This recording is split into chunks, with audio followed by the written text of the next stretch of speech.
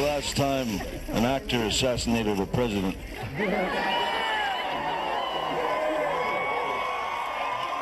I want to clarify, I'm not an actor. I lie for a living. However, it's been a while. And maybe it's time. Kathy Griffin has really let herself go.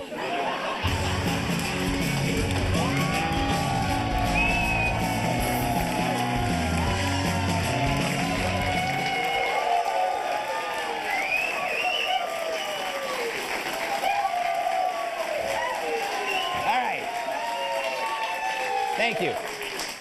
Oh, to be Johnny Depp. Good movie franchise going over at Disney. You probably got a buck or two in your pocket. Clearly in his own world. On second thought, be glad you aren't Johnny Depp.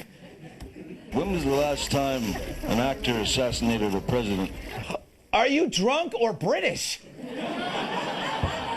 And I was just thinking, it's been a long time since an actor assassinated his career. Oh, Johnny, do the words Kathy Griffin mean anything? Maybe you two should team up. Go on tour. There are a lot of abandoned malls in America that you can stink up. Oh, Johnny, trying to be so hard to be so cool. Always pretending you're Keith Richards. But you're an exile on Fraud Street. Yes. Anyway. Thank you, thank you. All right. Seriously, Depp's older than me, and he dresses like a schoolgirl's collage. Scarves, belts, bracelets, more scarves, more bracelets. He's a stumbling, slurring advertisement for a Hot Topic discount table. Johnny, here's some advice. It's okay to be a drunk, but get dressed before you get hammered.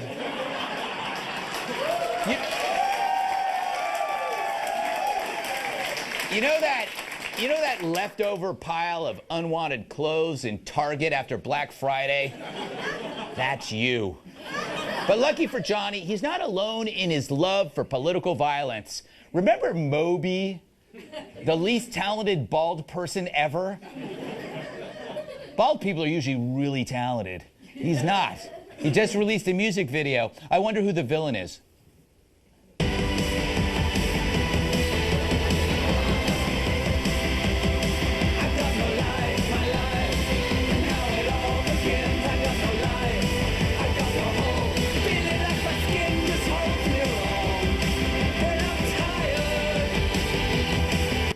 So, that was an awful song, by the way.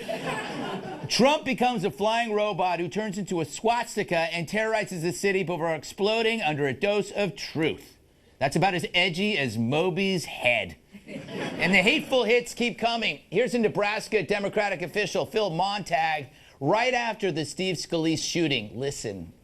No, this like his whole job is like to get people, convince Republicans to kick people off health care. Okay. We know all of this. I'm glad he got shot. We've laid in I'm glad he got shot. So Dude, I'm not gonna say that in public. You don't have well, then what are you saying it to us for? Say something. Say something. What are you telling us for? I wish he was dead. Wow. They fired him. But why? He was just saying what a lot of other lefties feel. He just got caught. But damn, there's a lot of hate coming from the party of tolerance. They demonize those who disagree, and then they wonder why America is so divisive. So, like me on Leather Night, the Democrats are in a bind. They made the Georgia election such a big deal. Then they lost, and now they want to move on. But you can't say nothing to see here after taking a dump on live TV. I should know. I mean, Sulu got involved, the intellectual version of an elevator fart.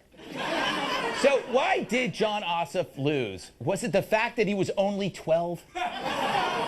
But he wasn't that bad. He's not hateful. It was the hate around him. The left aren't pro anything, just against you. They hate you. Think about it. They had tons of money and Hollywood star power behind them, and they still lost that seat. It's because the only idea they have is rage. Let's compare. At Trump's victory rally, a president who talks about you. The truth is, people love us, all of us. They love us. They don't get it. They haven't figured it out yet. You know, they're still trying to figure where all of those voters came from. Those voters came out of the hills. These are hard-working. We have the hardest working, the smartest people, the toughest people. They're very lucky that our people don't protest, believe me. Believe me. Man, got a lot of gum chewing people too. On the other side, what do you get? A Democratic Party that only talks about him. What you're seeing is those voters being repulsed by this president and giving us a look on the Democratic side. Now, do you think that you'd be in this situation as close to your Republican opponent if there were anyone other than Donald J. Trump in the Oval Office? The administration's performance has not inspired confidence in anybody, I think, and concerns about the integrity and competence of the administration have only grown over time. I think he mows my lawn. Anyway, it's hard to win when you stand for nothing but hating one guy. And then you add Alyssa Milano, who's telling you how to vote, and she doesn't even live there. Who's the boss? My ass. So, the Republicans showed us that a strong woman can win when she runs on something other than being a strong woman. She persisted, unlike you-know-who. Hollywood should applaud, but instead they wish for murder. I'd say the Dems have to go back to the drawing board, but even the drawing board sucks. Because at the root of it is their addiction to identity politics, which attempts to replace a singular identity, American, with 100 quarreling tribes. And now the party must feed the tribes. Since it's all based on difference, the diet is demonization. Right now, identity cultists on campus are attacking speech and making free thought a sin. This can only lead to violence because once you eliminate debate, then there's no stopgap between emotion and violence. Anger becomes a fist. It's happening on campuses, and it's spread to the Democratic Party. It's getting really weird. At least they stopped talking about Russia. Manafort's man in Kiev, Russian army-trained linguist turned Ukrainian political operative, Konstantin Kilimnik. Konstantin Kilimnik. Konstantin Kilimnik. Konstantin Kilimnik. Konstantin Kilimnik. Konstantin Kilimnik. He was Russian military intelligence. No, she'll never stop.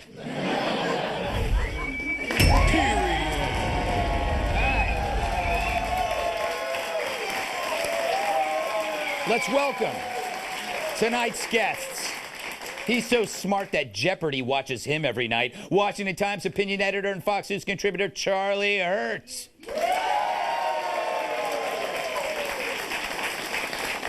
He's so tough, he exfoliates with a cactus. He's a metrosexual Popeye. Host of Hollywood Weapons. How'd you get that in, didn't you? Yes. On Outdoor Channel, retired Special Forces, Terry Schappert. She's saucier than a jar of ragu. Co-host of the Fox News specialist, Kat Timpf. And he could totally make out with the Statue of Liberty. Yeah, that's true. Yes. Former bodyguard and my massive sidekick, Tyrus. All right. Charlie, is it wrong? Am I exaggerating to say that the Democratic Party has some serious problems? No. I mean, oh my goodness. Yeah. And the fact that we're only now, like, people are starting to say, well, you know, maybe Nancy Pelosi isn't the best leader for us. Yeah. Are you kidding me? Yeah. She has been around for 2.5 decades. It's amazing. And they're not a party of ideas. And your intro there, it's exactly right. I mean, you know, it's all identity politics, and then it's identity politics, and then it's also this sort of coalition of special interests. Mm-hmm. And when everybody scratches everybody's back, that works just fine. Mm-hmm. But now, they have no ideas. There's nothing, bringing them together. They operate in the assumption that the country itself is damned, so they can't agree with anybody in these little warring factions anymore. It's just them. And the net result, and that Moby thing. I mean, yeah. I forgive me, I'd never heard of the guy. Neither did he. But you go through the thing. It's just socialist garble. Yeah. I mean, it's just nonsense. And that is what these people believe. If you believe in the state, you believe in socialism, then killing somebody because they have a political difference is perfectly fine. Yes, exactly. That's what it is. Ask Stalin. Yeah, they don't think you're wrong. They think you're evil is the old line. You know, Terry, the one thing that the Democratic Party and the campus have in common is that they're trading life experience in exchange for a person's identity. So an identity is an achievement, but let's say you're in the military and you start a small business, you're actually valued less than like a 16-year-old with a nose ring. Yeah, no, you're right. I have less to offer. By the way, that was a very long but very well done. You kind of covered the whole darn thing tonight. We almost don't need to talk, but we're going to anyway. Yeah. So, okay. You could have worn a jacket. By the way! Okay, stop. No, stop. We wear jackets in this league, son. No, just so you guys know, backstage in the green room, I had a jacket on. Greg saw the creature of Black Lagoon and goes, no, take it off. We want to see and he always does this to me. He always sets me up. And his head bad. And I fall. I kept questioning, what do I do? Every time. The identity politics thing. Yes. Well said on your part, because identity politics, humans are tribal, and tribes go to war. They just go to war for resources, for power, for territory. And right now, like you said, the friend of my, the enemy of my enemy is my friend. But it's so funny because you see a lot of this stuff fracturing already, where like the Black Lives Matter people say, we don't want you white liberals or these people here. I said this on your show yesterday. America, the media hates you. The left doesn't just disagree with us. They don't think we're wrong. They despise us. And they've been caught. They've been caught in the emails and in their broadcasts. And this is why Trump is doing so well. Because Trump was never my guy. I know he wasn't your guy.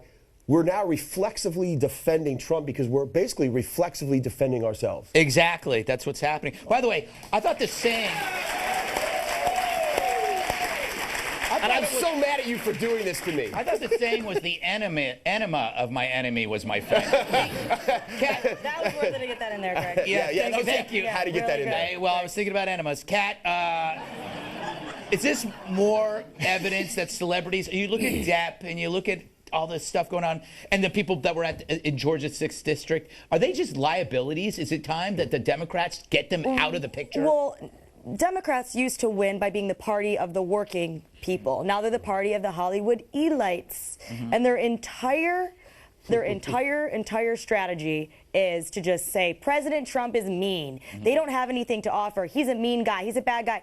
That, of course, doesn't win elections. People who are in high school and running for class president understand that. Could you imagine if you're running for class president and you get up there and you're like, that other guy was really mean to me in the hallway. People wouldn't vote for you. They would throw milk at you. Everybody knows that. Nobody wants a whiner to be leading them. You said elites. Did you mean elites? Elites. Thank you very much.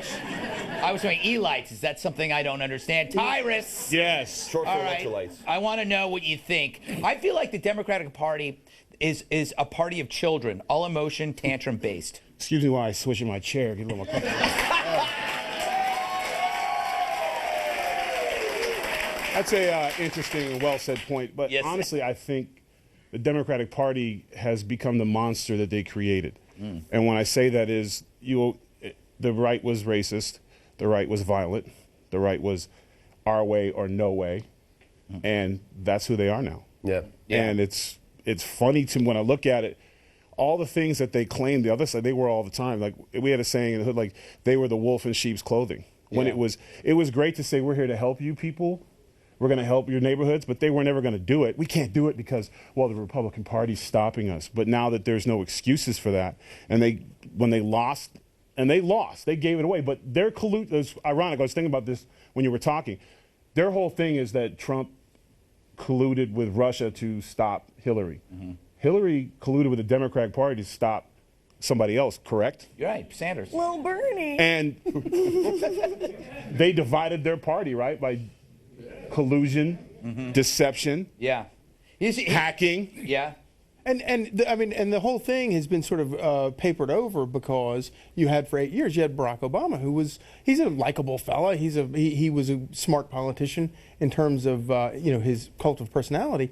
And that completely papered over the fact that on the policies, on the issues, Democrats were getting slaughtered for 8 years. He was the only guy that managed to win in all of that because he won re-election. And of course, the media was like, "Yeah, see, we were right all along. All these ideas are great and everything." And meanwhile, America's like, "No, the ideas are terrible." Yeah, when you take him away, it would all collapse, kind of for that. Yeah. Can I? We got to go, but I want to ask you guys quickly about Depp. He has apologized for what he said. Do you think? I mean, is this going to hurt his career? Should Disney do something? He has a future in journalism. I hope it does. I hope it doesn't. Actually, we hear this crap all the time. We're constantly insulted. We could go on and play the imagine if someone on the right said that. Yeah. Yeah.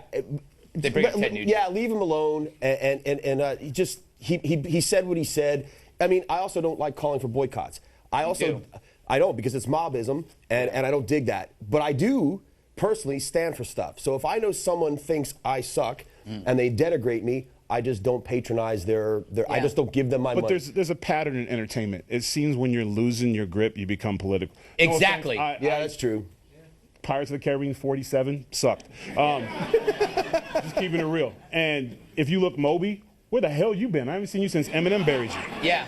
Everyone who is talking about Trump is trying to make money. Don't get it twisted. I'm going to bury him in my video when people actually buy the album. Sorry, Moby. Yeah. You could literally produce Jesus Christ on your video and no one's going to watch it even. So, like, this is what they do.